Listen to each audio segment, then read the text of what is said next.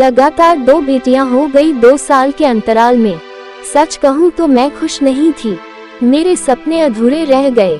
मेरा सपना था कि एक बेटा भी मेरे गोद में खेले, मगर मेरे अच्छे पति ने जब कहा 2 बेटियों को ही हम पाल पोस कर काबिल बनाएंगे। स्नेहा, क्यों बेटे के लिए तरस रही हो? आज के इस महंगाई के जमाने में 2 से ज्यादा बच्चे होना भी देश के अहित में है। वैसे ही देश में जनसंख्या बहुत है। 2 बेटियों के बाद अगर एक बेटा हो गया तो तुम्हारा ध्यान भी बेटे की ओर ज्यादा रहेगा, जिससे बेटियां स्वयं को तिरस्कृत महसूस करेगी। मैं ऐसा होने देना नहीं चाहता। हमारा छोटा परिवार सुखी परिवार। मेरे पति की बात मुझे कुछ हद तक तो समझ में आ गई, मगर मन में एक अधूरा ख्वाब रह गया। हम दोनों ने मिलकर दोनों बेटियों को अच्छी शिक्षा और अच्छी संस्कृति से अच्छा व्यक्तित्व दिया। बड़ी बेटी डॉक्टर बनी तो छोटी बेटी इंजीनियर।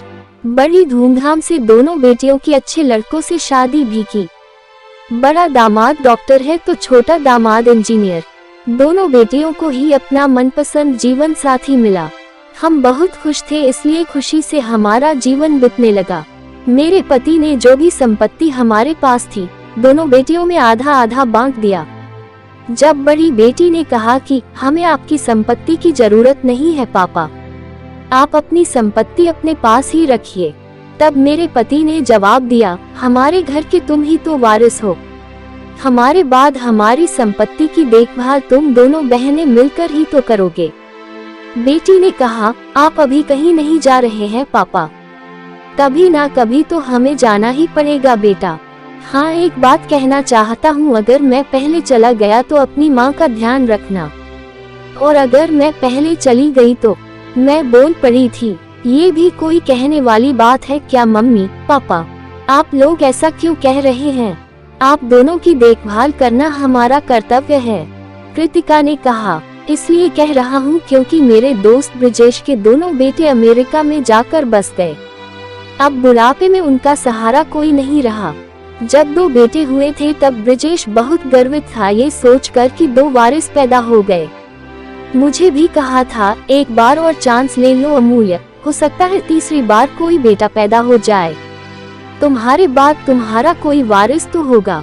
मैंने भी हंसकर कहा था, मेरी बेटियां ही वारिस बनेगी, मुझे बेटा नहीं चाहिए। मेरे अच्छे पति ने कहा था।